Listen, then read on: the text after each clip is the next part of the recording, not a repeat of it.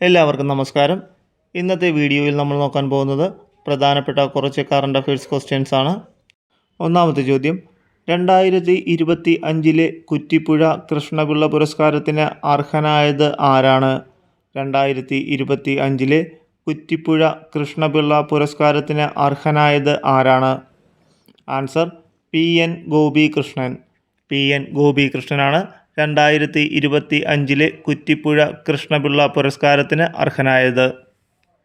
ഇന്ത്യയിലെ രണ്ടാമത്തെ വലിയ കടുവ സംരക്ഷണ കേന്ദ്രമായി മാറിയത് ഏതാണ്? ഇന്ത്യയിലെ രണ്ടാമത്തെ വലിയ കടുവ സംരക്ഷണ കേന്ദ്രമായി മാറിയത് ഏതാണ്? ആൻസർ പശ്ചിമ ബംഗാളിലെ സുന്ദർബൻസ്. പശ്ചിമ ബംഗാളിലെ സുന്ദർബൻസ് ആണ് ഇന്ത്യയിലെ രണ്ടാമത്തെ വലിയ കടുവ സംരക്ഷണ കേന്ദ്രമായി മാറിയത്. ഇന്ത്യൻ തപാൽ വകുപ്പ് 2025 ഓഗസ്റ്റ് 25 മുതൽ ഏത് രാജ്യത്തേക്കുള്ള തപാൽ സേവനങ്ങളാണ് താൽക്കാലികമായി നിർത്തിവെച്ചത്? ഇന്ത്യൻ തപാൽ വകുപ്പ് 2025 ഓഗസ്റ്റ് 25 മുതൽ ഏത് രാജ്യത്തേക്കുള്ള തപാൽ സേവനങ്ങളാണ് താൽക്കാലികമായി നിർത്തിവെച്ചത്? Answer America. അമേരിക്കയിലേക്കുള്ള തപാൽ വകുപ്പിൻ്റെ സേവനങ്ങളാണ് ഇന്ത്യ താൽക്കാലികമായി നിർത്തിവെച്ചിരിക്കുന്നത്. സാമൂഹ്യ പരിഷ്കരണ പദ്ധതിയായ യോഗശ്രീ അടുത്തിടെ നടപ്പിലാക്കിയ സംസ്ഥാനം ഏതാണ്? സാമൂഹ്യ പരിഷ്കരണ പദ്ധതിയായ യോഗശ്രീ അടുത്തിടെ നടപ്പിലാക്കിയ സംസ്ഥാനം ഏതാണ്? ആൻസർ പശ്ചിമ ബംഗാൾ. പശ്ചിമ ബംഗാളിലാണ് സാമൂഹ്യ പരിഷ്കരണ പദ്ധതിയായ യോഗശ്രീ അടുത്തിടെ നടപ്പിലാക്കിയത്. 2025 ഓഗസ്റ്റ് 23 ദേശീയ ബഹിരാകാശ ദിനാചരണത്തിൻ്റെ പ്രമേയം എന്താണ്? 2025 ഓഗസ്റ്റ് 23 ദേശീയ ബഹിരാകാശ ദിനാചരണത്തിൻ്റെ പ്രമേയം എന്താണ്?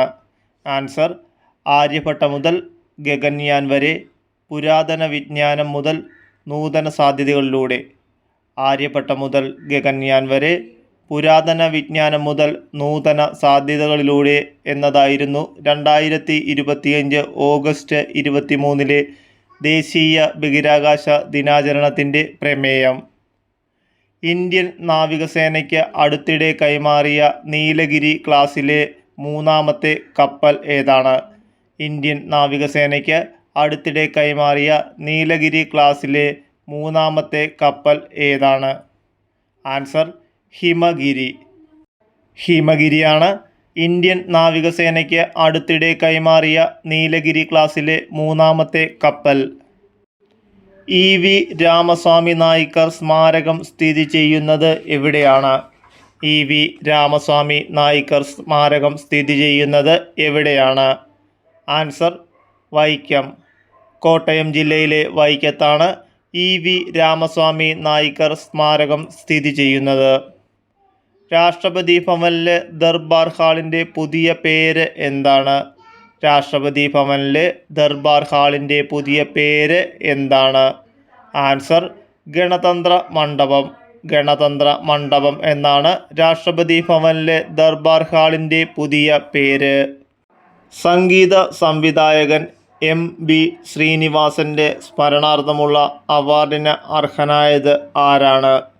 സംഗീത സംവിധായകൻ MB ശ്രീനിവാസൻ്റെ സ്മരണാർത്ഥമുള്ള അവാർഡിന് അർഹനായത് ആരാണ്? ആൻസർ അടൂർ ഗോപാലകൃഷ്ണൻ. അടൂർ ഗോപാലകൃഷ്ണനാണ് സംഗീത സംവിധായകൻ MB ശ്രീനിവാസൻ്റെ സ്മരണാർത്ഥമുള്ള അവാർഡിന് അർഹനായത്. കരസേന ഉപമേധാവിയായി നിയമിതനായത് ആരാണ്?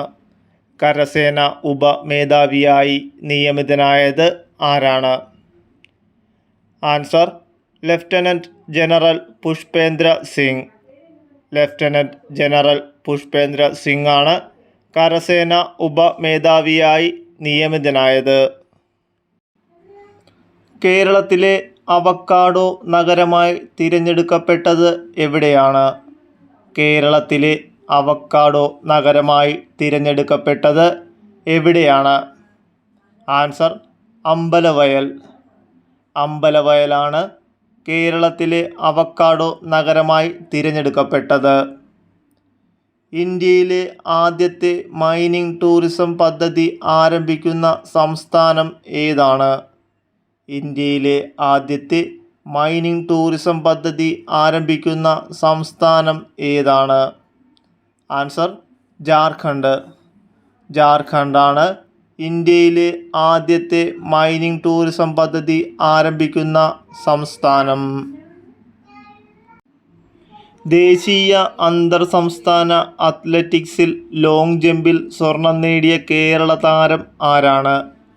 ദേശീയ അന്തർ സംസ്ഥാന അത്ലറ്റിക്സിൽ ലോങ് ജമ്പിൽ സ്വർണം നേടിയ കേരള താരം ആരാണ്? Answer M Sreeshankar. എം ശ്രീശങ്കറാണ് ദേശീയ അന്തർ സംസ്ഥാന അത്ലറ്റിക്സിൽ ലോങ് ജമ്പിൽ സ്വർണം നേടിയ കേരള താരം. ക്രിക്കറ്റ് കളിക്കാരുടെ ഫിറ്റ്നസ് വിലയിരുത്തുന്നതിനായി BCCI അവതരിപ്പിച്ച പുതിയ ഫിറ്റ്നസ് ടെസ്റ്റ് ഏതാണ്? ക്രിക്കറ്റ് കളിക്കാരുടെ ഫിറ്റ്നസ് വിലയിരുത്തുന്നതിനായി BCCI അവതരിപ്പിച്ച പുതിയ ഫിറ്റ്നസ് ടെസ്റ്റ് ഏതാണ്? Answer broncho test.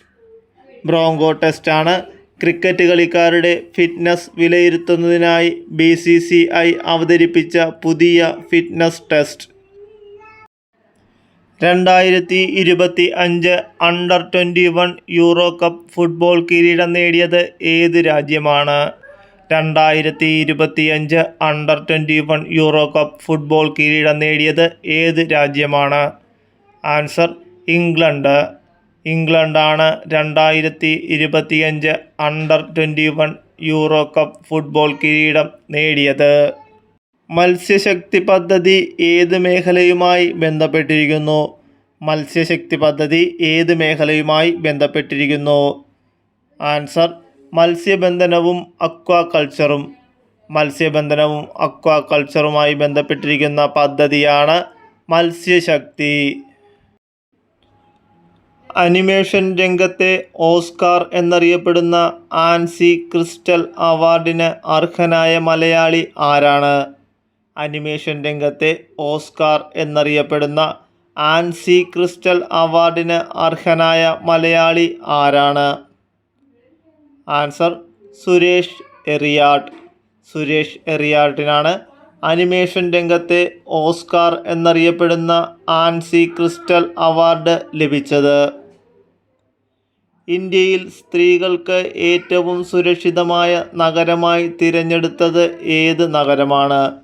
ഇന്ത്യയിൽ സ്ത്രീകൾക്ക് ഏറ്റവും സുരക്ഷിതമായ നഗരമായി തിരഞ്ഞെടുത്തത് ഏത് നഗരമാണ്? ആൻസർ മുംബൈ. മുംബൈയാണ് ഇന്ത്യയിൽ സ്ത്രീകൾക്ക് ഏറ്റവും സുരക്ഷിതമായ നഗരമായി തിരഞ്ഞെടുത്തത്.